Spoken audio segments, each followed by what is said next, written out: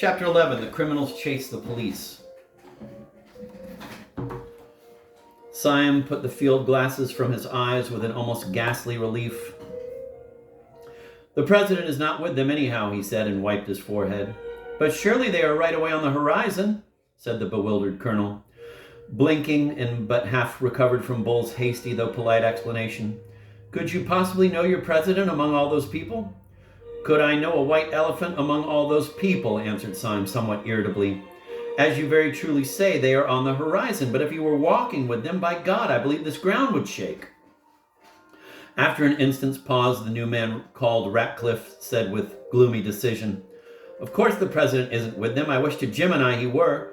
Much more likely the president is riding in triumph through Paris or sitting on the ruins of St. Paul's Cathedral." "This is absurd," said Syme. "Something may have happened in our absence, but he cannot have carried the world with a rush like that." "It is quite true," he added, frowning dubiously at the distant fields that lay towards the little station. "It is certainly true that there seems to be a crowd coming this way, but they are not all the army that you make out." "Oh, they," said the new detective contemptuously. "No, they are not a very valuable force, but let me tell you frankly that they are precisely calculated to our value. We are not much, my boy, in Sunday's universe. He has got hold of all the cables and telegraphs himself. But to kill the Supreme Council he regards as a trivial matter, like a postcard, and may be left to his private secretary." And he spat on the grass. Then he turned to the others and said somewhat austerely, "There is a great deal to be said for death, but if anyone has any preference for the other alternative, I strongly advise him to walk after me."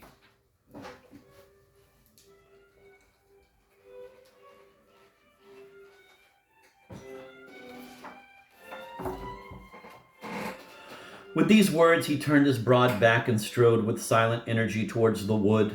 The others gave one glance over their shoulders and saw that the dark cloud of men had detached itself from the station and was moving with a mysterious discipline across the plain. They saw already, even with the naked eye, black bolts on the foremost faces, which marked the masks they wore. They turned and followed their leader, who had already struck the wood and disappeared among the twinkling trees. The sun on the grass was dry and hot, so in plunging into the wood they had a cool shock of shadow, as of divers who plunge into a dim pool.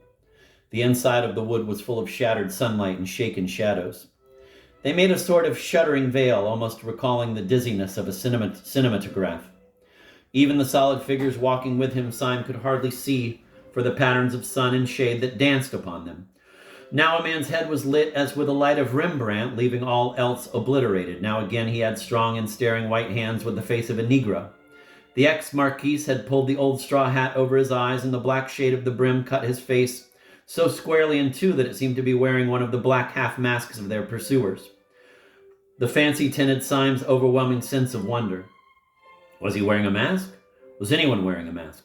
Was anyone anything? This wood of witchery, in which men's faces turned black and white by turns, in which their figures first swelled into sunlight and then faded into formless night, this mere chaos of chiaroscuro after the clear daylight outside, seemed to Syme a perfect symbol of the world in which he had been moving for 3 days. This world where men took off their beards and their spectacles and their noses and turned into other people. That tragic self-confidence which he had felt when he believed that the Marquis was a devil had strangely disappeared, now that he knew that the Marquis was a friend. He felt almost inclined to ask, after all these bewilderments, what was a friend and what was an enemy. Was there anything that was apart from what it seemed? The Marquis had taken off his nose and turned out to be a detective. Might he not just as well take off his head and turn out to be a hobgoblin? Was not everything, after all, like this bewildering woodland, this dance of dark and light, everything only a glimpse, the glimpse always unforeseen and always forgotten? For Gabriel Syme had found in the heart of that sun-splashed wood what many modern painters had found there. He had found the thing which the modern people call impressionism, which is another name for that final skepticism which can find no floor to the universe. As a man in an evil dream strains himself to scream and wake, Syme strove with a sudden effort to fling off this last and worst of his fancies. With 2 impatient strides, he overtook the man in the Marquis's straw hat, the man whom he had come to address as Ratcliffe. In a voice exaggeratedly loud and cheerful, he broke the bottomless silence and made conversation. "May I ask," he said, "where on earth we are all going to?" So genuine had been the doubts of his soul that he was quite glad to hear his companion speak in an easy human voice. "We must get down through the town of Lancey to the sea," he said. "I think that part of the country is least likely to be with them." "What can you mean by all this?" cried Syme. "They can't be running the real world in that way.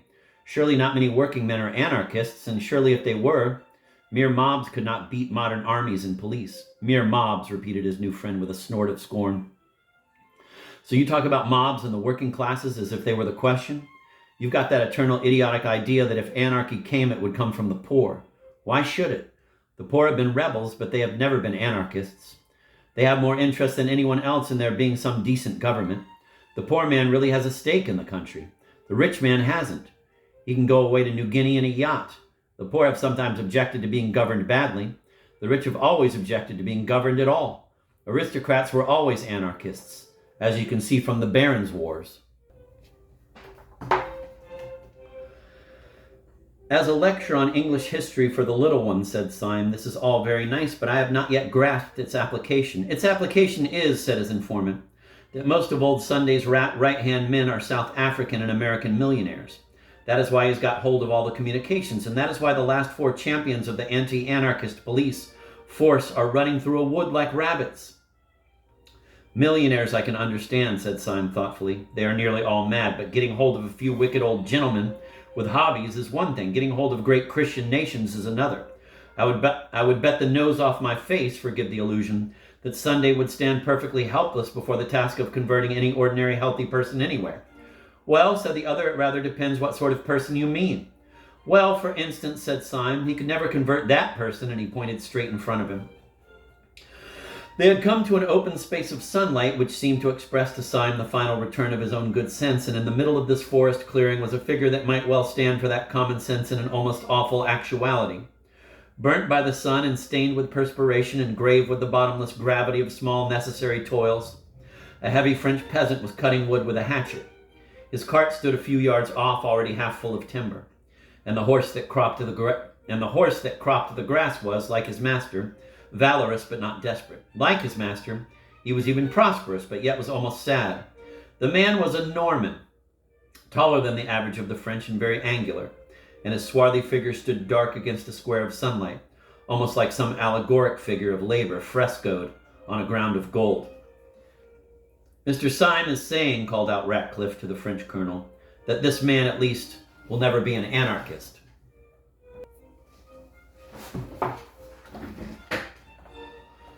"Mr. Syme is right enough there," answered Colonel Ducroix, laughing, "if only for the reason that he has plenty of property to defend. But I forgot that in your country you are not used to peasants being wealthy."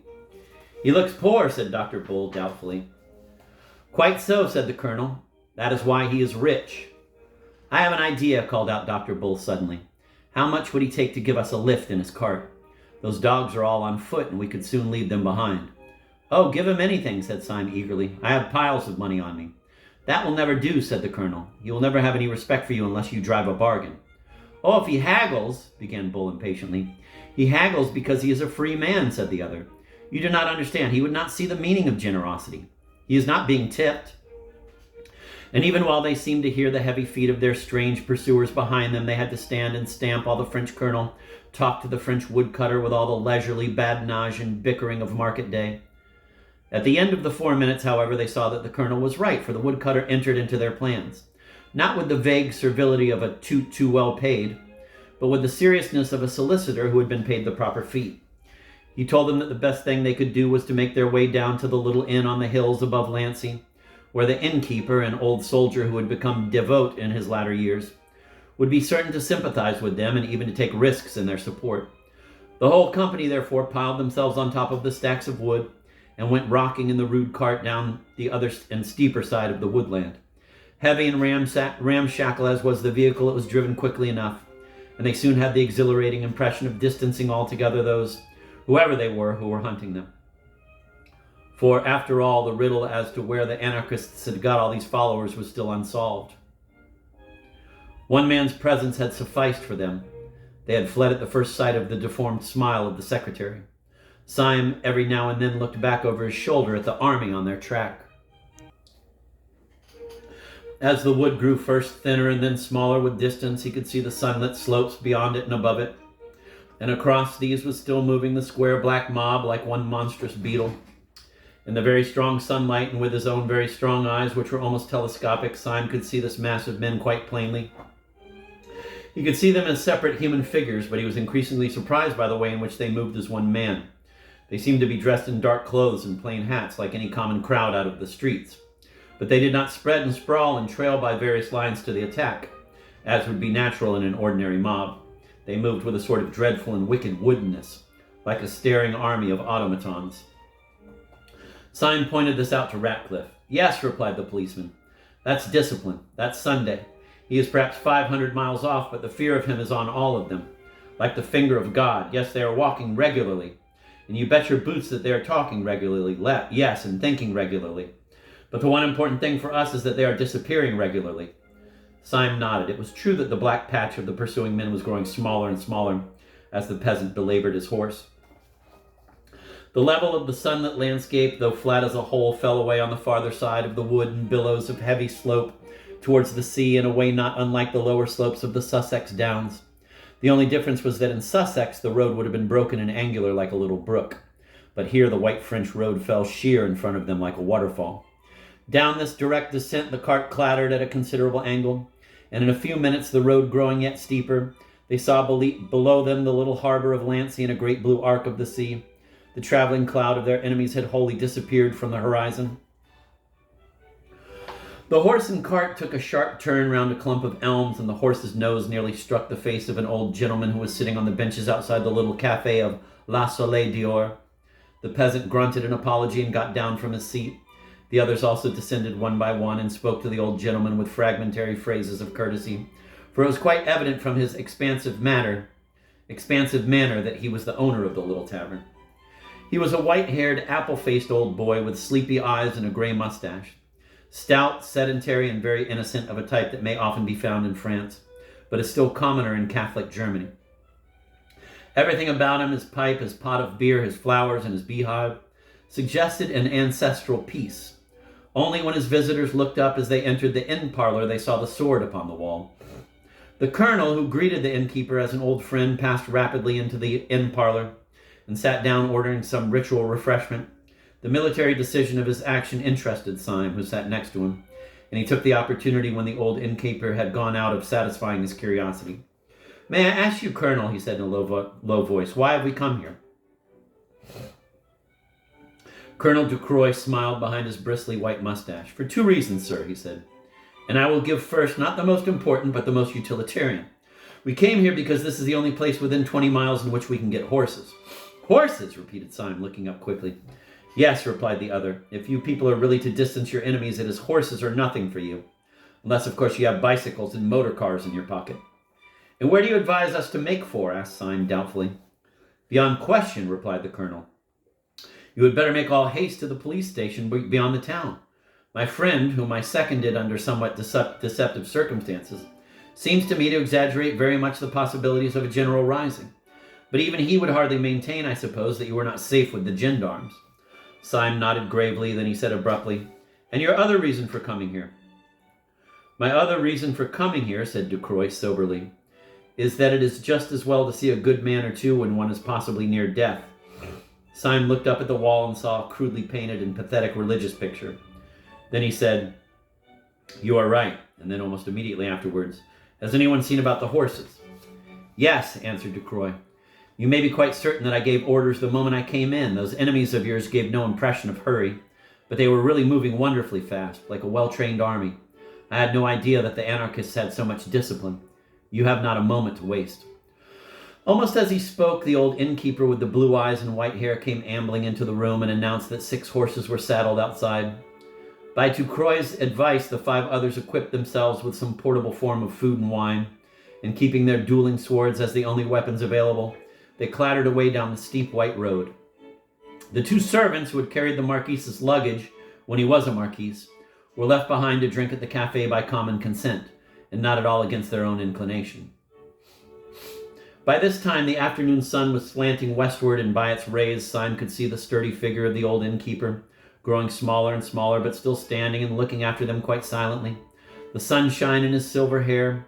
Syme had a fixed, superstitious fancy, left in his mind by the chance phrase of the colonel, that this was indeed perhaps the last honest stranger whom he should ever see upon the earth. He was still looking at this dwindling figure which stood as a mere gray blot touched with a white flame against the great green wall of the steep down behind him. And as he stared over the top of the down behind the innkeeper, there appeared an army of black-clad and marching men. They seemed to hang above the good man and his house like a black cloud of locusts. The horses had been saddled none too soon.